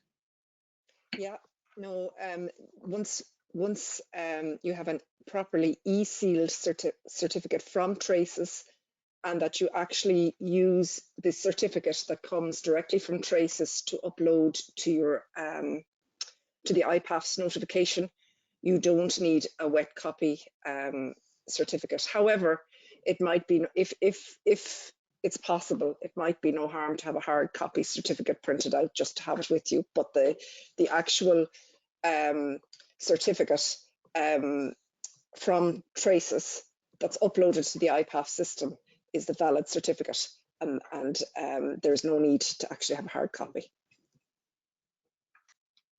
Thanks, Lorna. So there's a question here in relation to the notification on IPAFs and how far in advance that has to be done. So understanding is, I suppose, 24 hours in advance, but there are derogations that can be reduced down to 4 hours. So we've asked GB for clarity in relation to that derogation. So Lorna, I wonder if you have anything to add on that one?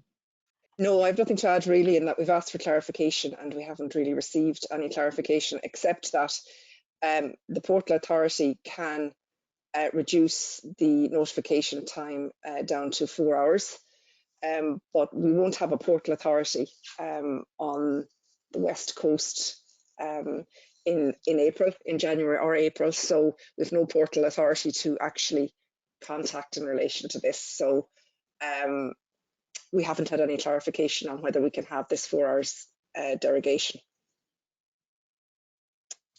Thanks, so Lorna. we await a reply, really, I suppose is the position.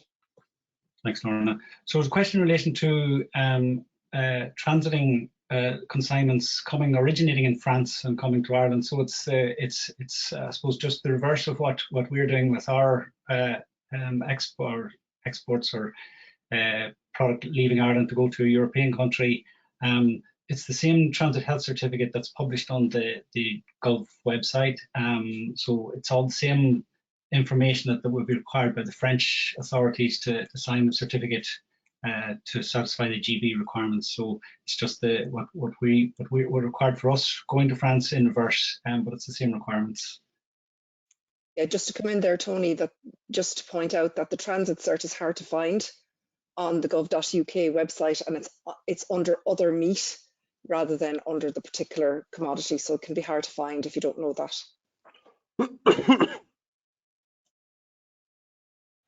So there's a comment here in relation to trader notice for FBOs, and we will be providing businesses with a trader notice on what they will need to do, including the requirement for an SOP. That will be sort of a high-level document, just in the broad terms, just setting out what we expect businesses to do in a document. Michael, I don't know if you want to add to that, Michael Moran? No, it's like it is a complex area, so we will probably have restricted more to the requirements that we in veterinary public health operations will require. We won't go through every single like IPAFs issue and all that kind of thing. It'll be basically what we need from the point of view of food businesses looking for certification from us as a certification body. Thanks, Michael. So there's a question here for groupage. Will the final composition of the outbound load to GB need to be inspected, or will consignments be inspected and signed at the place of manufacture? So that will depend maybe on the type of model that's been used. For linear model, where the certification is at the point of production, when that certification is completed, then there'll be no further requirement to inspect that load. That's finished at that point.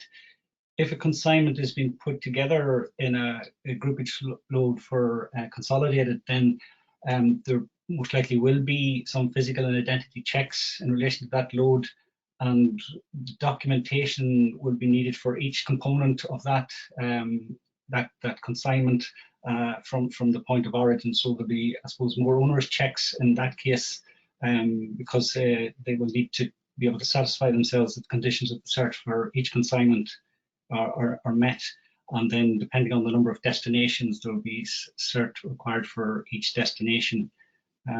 So I don't know, Laura, do you want to add anything to that, just in relation to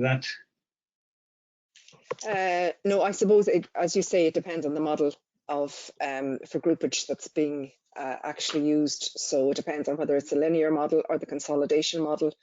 So I think it's best that the businesses at this stage maybe contact their local certifying officer, work out what model they're going to use, and then go from there.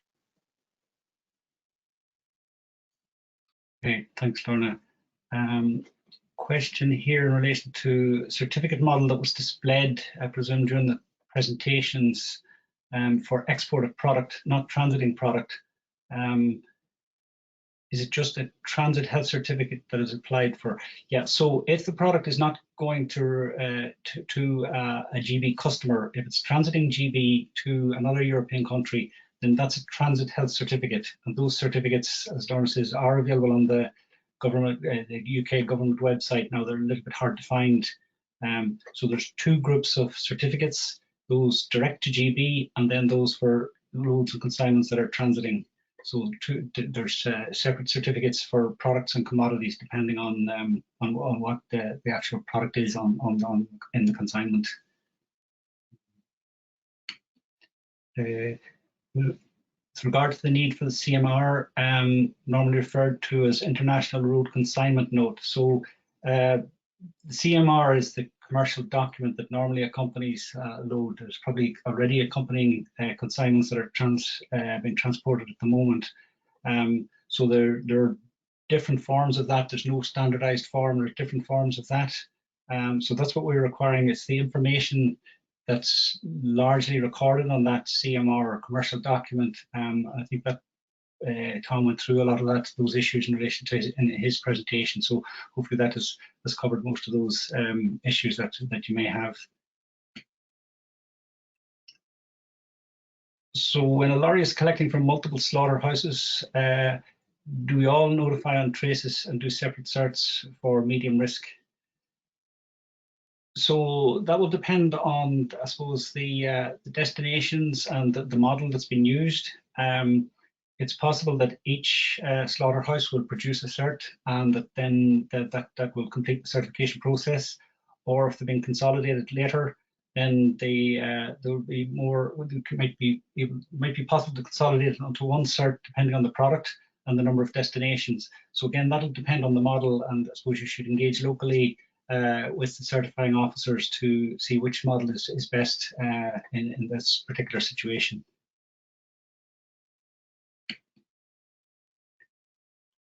And question here, do you have to choose a transport operator on traces?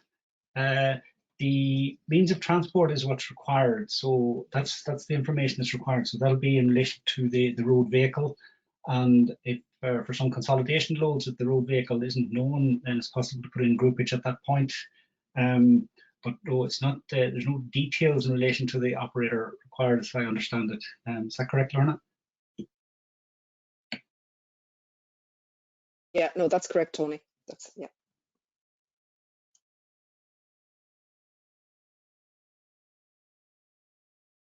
So I don't see any further questions just at the moment. So it's our intention to put the webinar up on the government website, OneGov.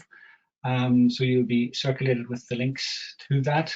If you have any follow-up questions, you can submit them, and we'll get back to you through Brexit unit. Tony, before you finish, there are two questions there that I might answer. One is in relation to black pudding. It says, is the abattoir where the animals were slaughtered which provided the blood, the dried hemoglobin ingredient required? In my opinion, that dried hemoglobin is regarded as an ingredient. It would not be a meat product being added to another meat product.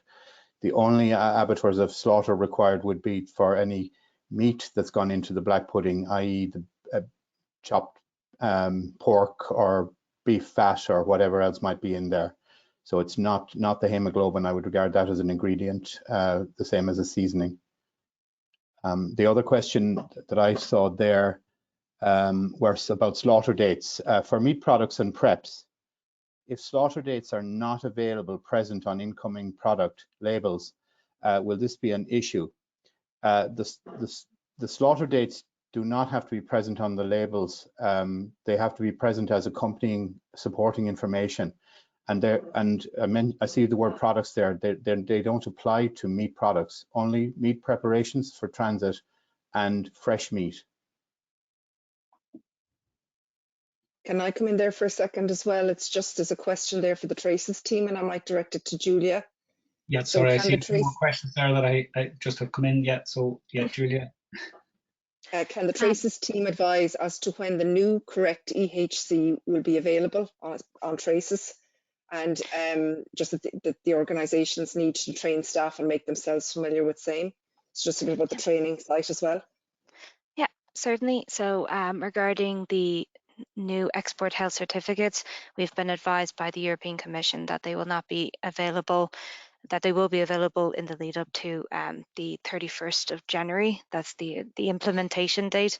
We haven't been, we understand that this is currently being looked at, and certainly we have received communication from DEFRA in the UK that there has been no real changes to part 1 of the export health certificate. So you can use existing certificates to practice part 1, completing part 1 of the export health certificate.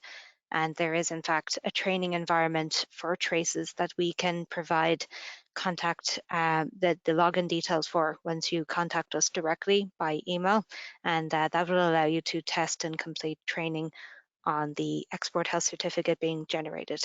Thank you. So if anybody is interested in access to that training website, I'd suggest you contact Julia's team on traces@agriculture.gov.ie. Thanks for that. Yeah, sorry, I see a few more questions here. So for multi-species transits, why is the poultry an exception? I suppose that's a decision made by the GB authorities. So we just have to accept that they obviously want to separate out transit poultry loads for their own information. Tony, I'll just add a little bit to that as well. The poultry transit has its own legislation. That's the poultry, animal health issue of avian influenza and Newcastle disease. And the other transit cert, the fresh meat transit cert, has its own animal health aspects under Regulation 206. That's why they're separate certificates. Thanks, Michael.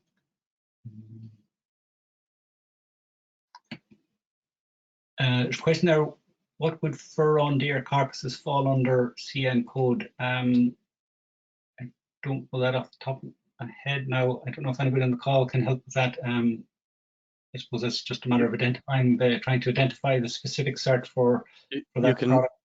You can look up CN codes and commodity codes for those products. So I think deer meat falls in 0208, somewhere in that, but you can get more detail from, like if you look it up on Customs or Tariq, Google that, you'll be able to find the appropriate CN codes for that, because it will have a CN code.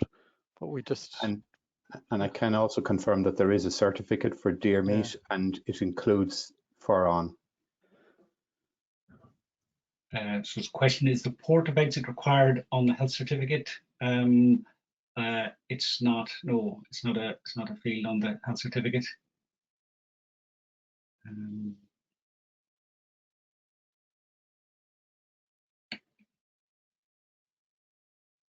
So can multiple frozen food products batches be on one health certificate, or is poultry excluded?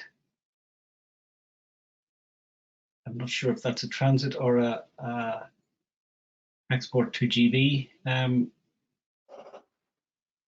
Michael, can you assist with that? It's multiple frozen food products. Yeah, no, the frozen food products is too general a description, so you have to divide it into the commodities involved. Frozen food could be frozen meat products, frozen meat preps, frozen fresh meat. So each of those different commodities require their own certificates, and that's the questioner needs to be more specific. Poultry has its own transit cert and its own fresh meat cert. Poultry meat preps can be included on the general meat prep certificate, and poultry meat products can be included on the general meat product certificate. But for the fresh meat aspects, they are separate, so they would require separate certificate. Okay, thanks, Michael. So if you have a UK company and you import to the UK company and then forward on to the final consumer in the UK, you do the one cert for the UK company, you have to do separate certs. My understanding is if the product is consigned to a company in the UK, then that's the destination that appears on the health certificate. So there's no need for multiple certs in that case. Lorna, have you anything to add? Yeah, no, if it's going to what I suppose what could be termed as a consolidation hub in the UK, and then it's going to be distributed from there. So it's going to one central point and then distributed out to various other operators from there. Then it can be consigned on the health cert to that one location. So if it's a consignment to a distribution centre, and then going on from there to multiple smaller operators, it can go on the one cert as long as the destination is that distribution hub or that one business in GB. Thanks, Tony. Thanks, Lorna. So when will the physical border checks be introduced by GB? I suppose we don't really know. It'll be late next year, I believe, at the earliest. Lorna, have you anything further maybe update on that? Yeah, well, the latest is that it won't be until October 24, and we don't even know whether it will be in place at that stage. But October 24 is the date that's the tentative date that's there at the moment. So will it be allowed to export sausages to GB?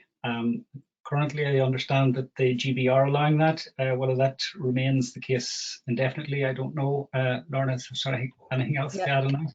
No, there was the last time we were doing these webinars, there was sausages would have to go as a frozen meat preparations, that they would have had to have been frozen. However, that has now changed, so they're willing to accept chilled meat preparations, so they can go as chilled meat preparations. But we're not sure that is just, I suppose, a kind of a derogation that's been given to us for the moment. We're not sure how long that will go on for, but at the moment, chilled meat preparations can go and we can certify them, assuming they meet all the requirements.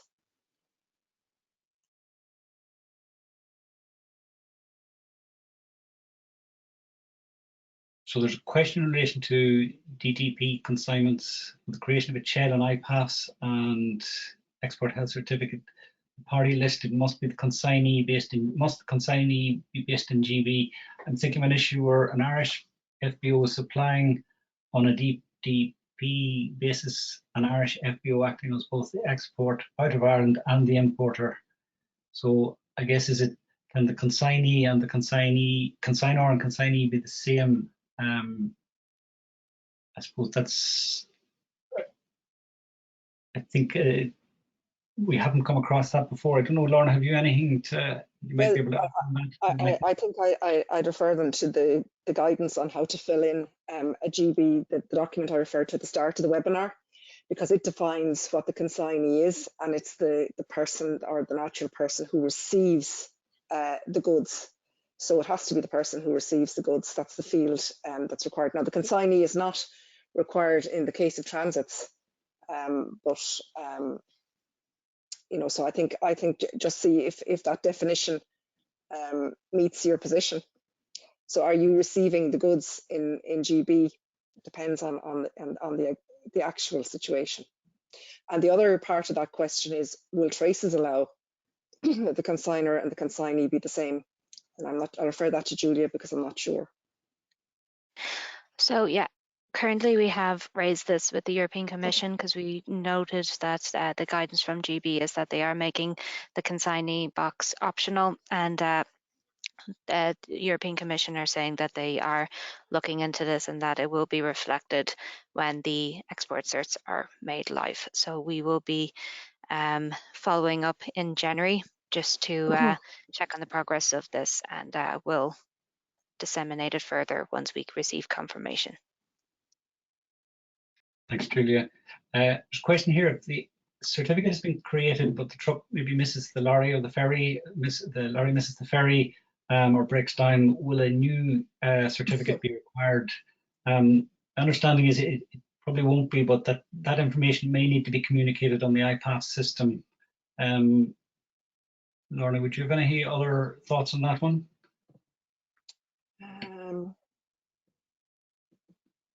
No, I think that's the position, Tony.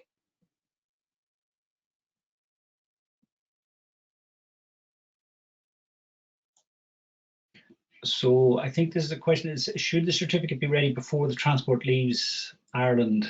I presume they're suggesting that the consignment might leave before the certificate is ready. I suppose we wouldn't be encouraging that. If there's any issues and the certificate can't be signed off or anything, then and the consignment is left, it might be problematical. So. And it also mightn't fit in with the, the IPAF's notification that has to go 24 hours in advance, which should have the, the EHC attached. So.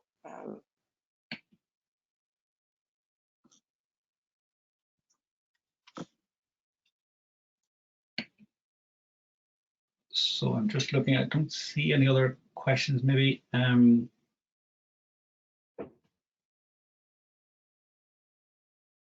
Sorry, Tony, there's one there, the one at 1628. There's two there at 1628. Sorry, there's two at 1628. You answered the first one, but answer the second one, you didn't do the first one. Oh, sorry. It's about, will the abattoir where the pigs were killed, which provide pork fat for meat products, black and white pudding, be required? And the answer to that is yeah. I mean, pork fat is a cut product from a boning hall. Yeah, it's a meat ingredient. So yes. Thanks for that, Tom.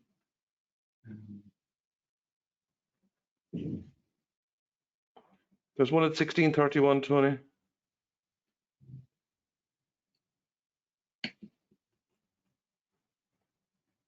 Is the person responsible for the consignment the RFC always GB based, or can it be somebody within the FBO itself? Yeah, the GB have been quite clear that they need somebody within GB to be that responsible for the consignment. So if they have to make any contact with anybody in relation to consignment, they wanted somebody within their own territory.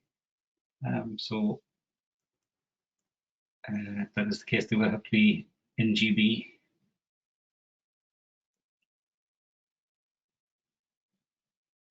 Anything else there, or have we covered most as far as we can? There's another one there. Will any trailer stop between now and next October? Will any trailer be stopped between now and next October in the UK if there's no physical checks? I'm not sure what the UK position is on that, Lorna. Is it that they will maybe have some random checks? It's possible they could have some random checks, and that they might have some random checks at the point of destination. So, or maybe at a drop en route or something like that. I'm only just guessing, really. They haven't clarified exactly if they'll do any checks or not. But the one thing is they don't have a BCP where at the point of entry on the West Coast, and that there's unlikely to be one until October 24. Thanks, Lorna.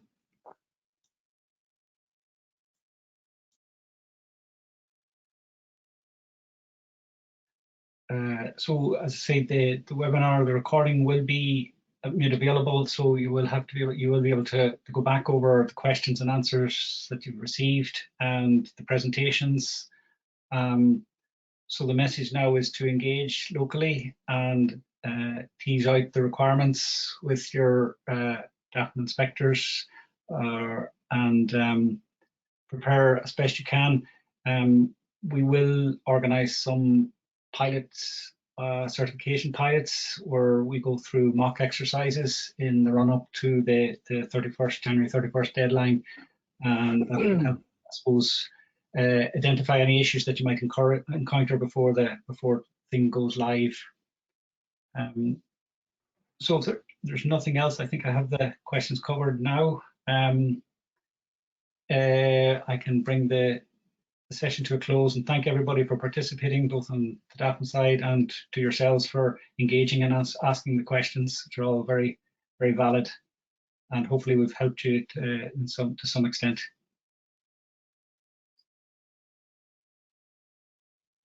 So I don't see any further questions, so I'll maybe bring the session to a close and